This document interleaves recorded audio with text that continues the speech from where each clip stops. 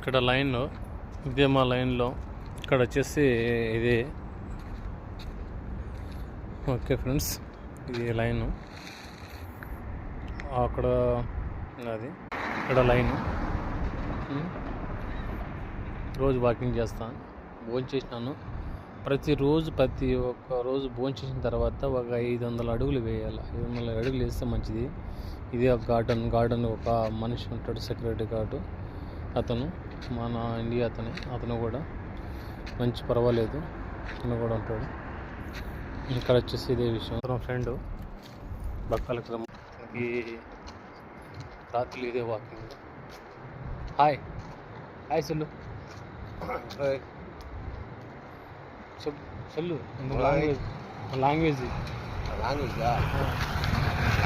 తమిళనాడు సొల్లు నల్లది